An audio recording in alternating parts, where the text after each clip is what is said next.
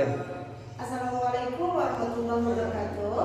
Saya Oka Akila, calon guru penggerak Angkatan 10 Kabupaten Melawi. Di sini saya akan melaksanakan demonstrasi kontekstual modul 3.1. Saya bersama Bapak Muhammad Iqbal. Beliau merupakan kepala sekolah SMP Negeri 1 Sokan. Assalamualaikum Bapak.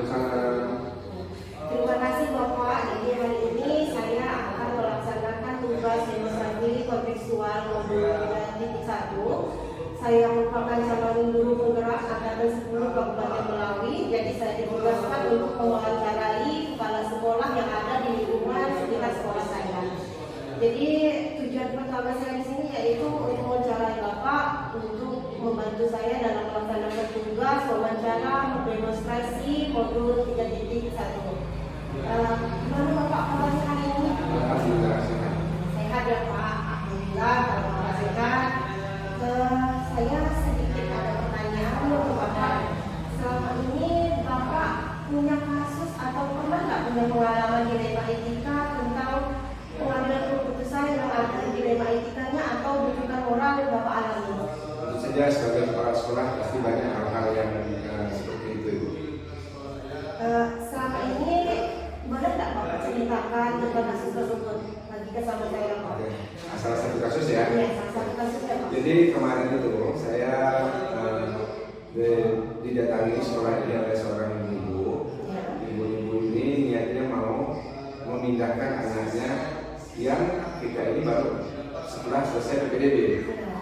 Dari sebuah sekolah yang berbasis Islam memindahkan ke SMP Negeri 1. Yang menjadi masalah adalah sekolah di tempat jadi namanya MTS ya. MTS itu memiliki siswa yang sedikit untuk siswa barunya.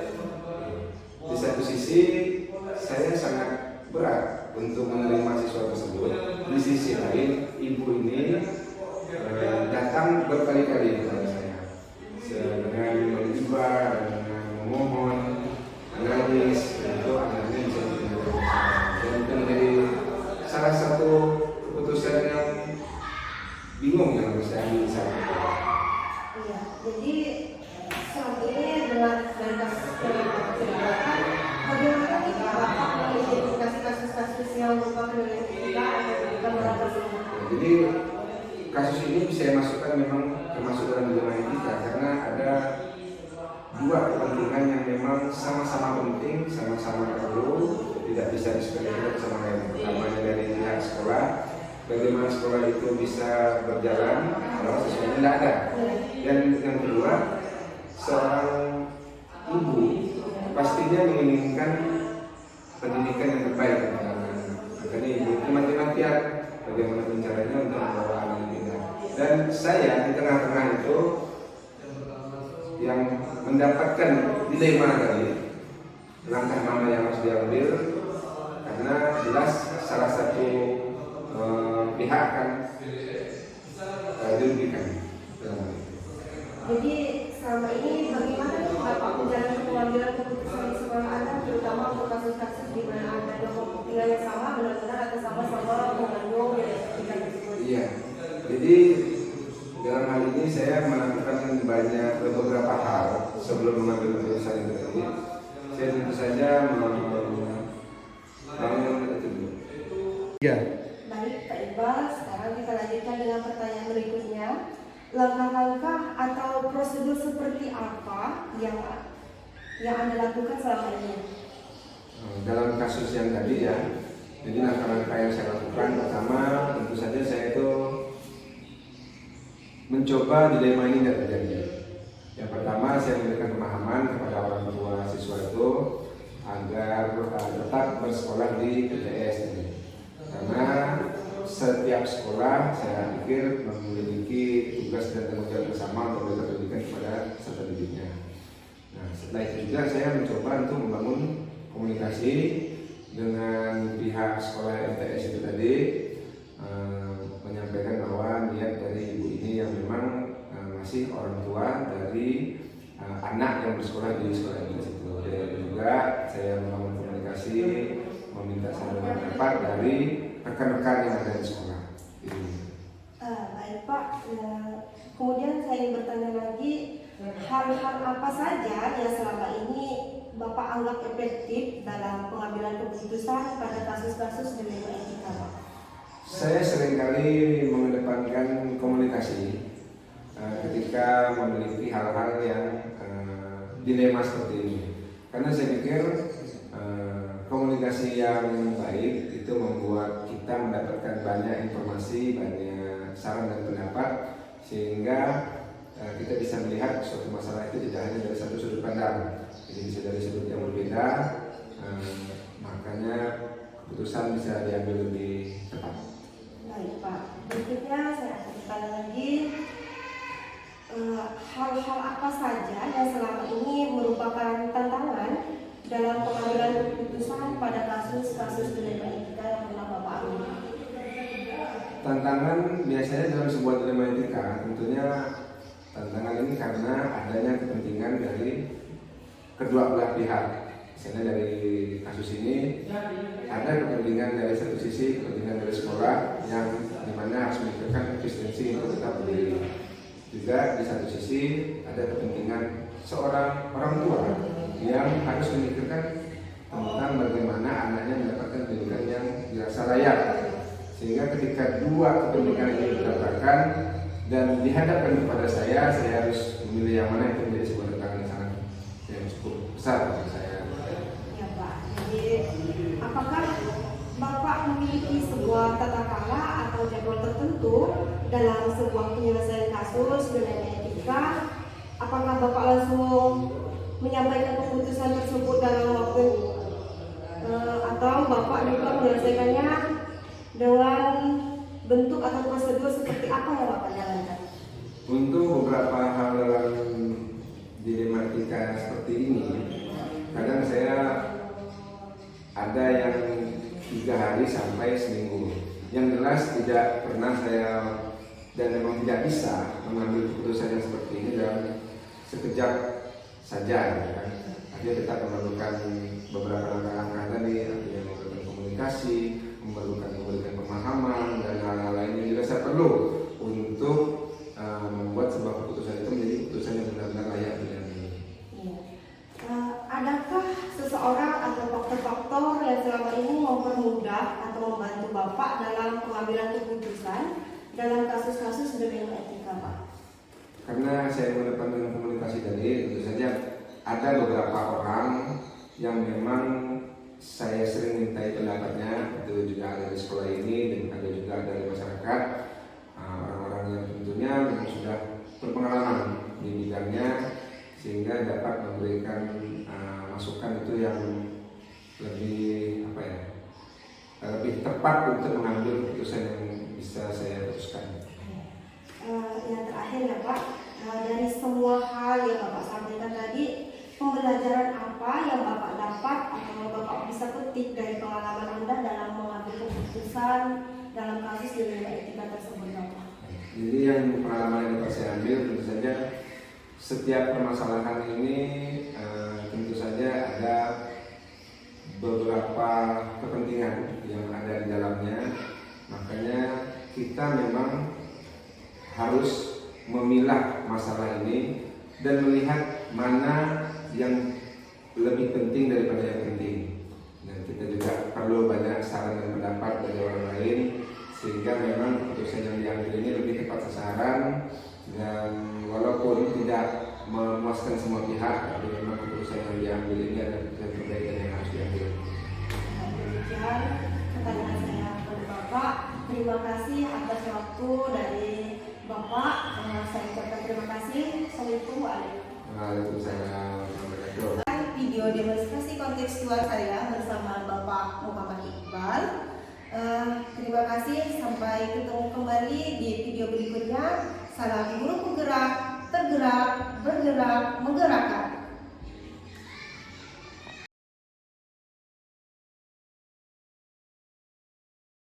Assalamualaikum warahmatullahi wabarakatuh. Baik, di sini saya akan melaksanakan demonstrasi kontekstual modul 3.1. Saya Oka Ardila, calon guru penggerak angkatan 10 Kabupaten Melawi. Di sini saya bersama Bapak Julfikar. Beliau merupakan kepala sekolah SMP Negeri 11 Sokan. Assalamualaikum Bapak. Waalaikumsalam warahmatullahi wabarakatuh. Apa kabarnya hari ini Bapak? Alhamdulillah baik. Alhamdulillah ya. Jadi di sini saya akan menyampaikan saya. Saya akan melaksanakan demonstrasi kontekstual modul 3.1. Saya ditugaskan untuk mewawancarai kepala sekolah tentang pengambilan keputusan. Baik, di sini saya akan sedikit bertanya kepada Bapak, apakah Bapak pernah mengalami pengambilan keputusan yang membuat Bapak merasa itu dilematis? Pernah. Pernah ya Pak? Bisa ceritakan apa?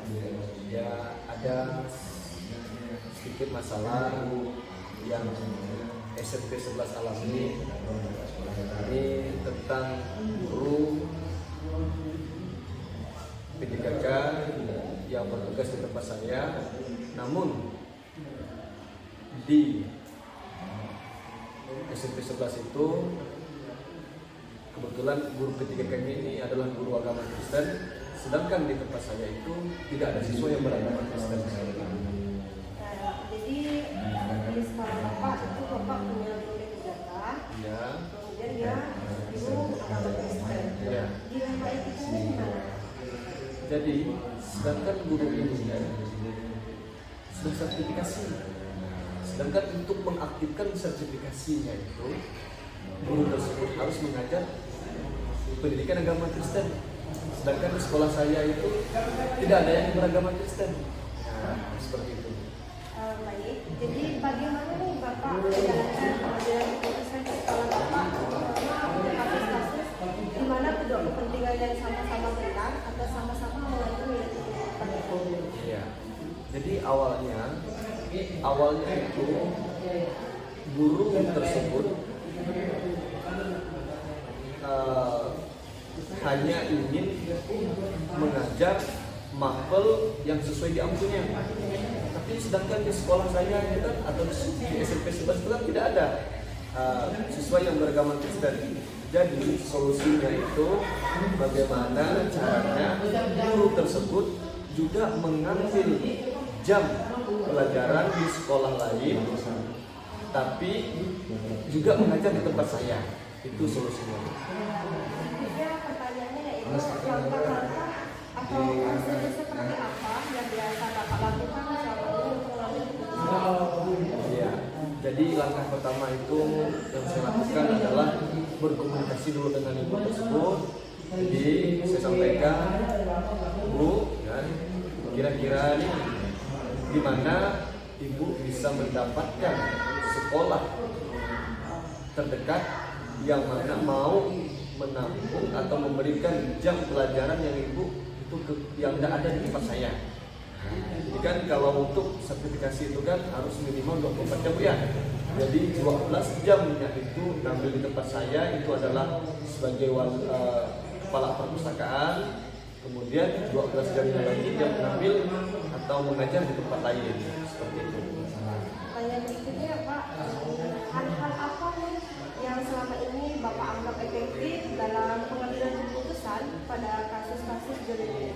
Ya, itu harus komunikasi dengan guru tersebut, kemudian komunikasi juga dengan guru yang ada di lingkungan sekolah atau di SMP 11, juga berkomunikasi atau koordinasi dengan pengawas sekolah atau pengawas binaan SMP 11 Sokan. Berikutnya Pak, hal-hal apa saja yang selama ini merupakan tantangan dalam pengambilan keputusan pada kasus-kasus delik-delik? Ya. Untuk tantangannya Bu, ini kita memang mengambil keputusan seperti ini. Memang banyak yang setuju dan banyak juga yang kurang setuju, karena yang mana sebuah keputusan itu memang tidak semua tidak semua berpihak, tapi yang jelas keputusan ini adalah keputusan bersama, dan keputusan bersama itulah yang harus dilaksanakan. Apakah Bapak memiliki sebuah kata-kata atau jadwal tertentu dalam sebuah penyelesaian kasus delik, atau Bapak langsung menyelesaikan di tempat Ustadz atau Bapak memiliki sebuah jadwal untuk menyelesaikannya, serta bentuk atau prosedur seperti apa yang Bapak jalankan? Ya, awalnya saya ingin menyelesaikannya di tempat. Jadi awalnya saya mau menyelesaikan dengan guru tersebut. Saya suruh milih awalnya mau milih dari 3 kali tempat tugas saya dengan 6 hari kerja atau enggak, maksudnya itu dengan dia mengaktifkan sertifikasi praktikal di tempat saya. Tapi masalah tersebut kayaknya bukan masalah bukan keputusan yang baik, tapi keputusan yang saya ambil memang mencari jadwal. Dengan jadwal kita berkomunikasi dengan guru tersebut, kita juga berkomunikasi dengan guru di lingkungan sekolah saya, juga koordinasi dengan pengawas, kita duduk bersama musyawarah untuk mencari keputusan yang terbaik. Pak, pertanyaan saya yang berikutnya yaitu, adakah seseorang atau faktor-faktor yang selama ini mempermudah atau membantu Bapak dalam pengambilan keputusan dalam kasus-kasus kejadian Bapak? Ya, ada. Yang pertama adalah guru di lingkungan sekolah saya yang sering memberikan masukan, kemudian juga teman-teman kepala sekolah yang ada di lingkungan Kecamatan Sokan, terus juga ada pengawas pembina atau pengawas sekolah di sekolah Sokan. Yang terakhir ya Pak, dari semua hal yang tadi Bapak sampaikan, kira-kira pembelajaran apa yang Bapak petik dari pengalaman Bapak mengambil keputusan di dalam keputusan tersebut? Ya, jadi pelajaran yang didapatkan adalah jangan sampai kita ini mengambil keputusan itu terburu-buru. Itu memang harus kita komunikasikan dulu, kemudian juga, dan komunikasi ini tidak hanya pada satu orang, juga berbagai pihak. Contohnya kita selain berkomunikasi dengan guru tersebut, juga berkomunikasi dengan guru di lingkungan sekolah, juga berkomunikasi dengan kawan-kawan guru atau kepala sekolah yang berada di kecamatan kita, dan juga berkomunikasi atau koordinasi dengan pengawas pembina. Seperti itu. Terima kasih Bapak sudah menyempatkan waktu untuk saya mewawancarai. Saya ucapkan terima kasih. Assalamualaikum warahmatullahi wabarakatuh. Waalaikumsalam warahmatullahi wabarakatuh. Baik, terima kasih. Demikian video demonstrasi kontekstual modul 3.1 yang saya buat bersama Bapak Zulfikar. Terima kasih. Akhir kata, Assalamualaikum warahmatullahi wabarakatuh. Salam guru penggerak, tergerak, bergerak, menggerakkan.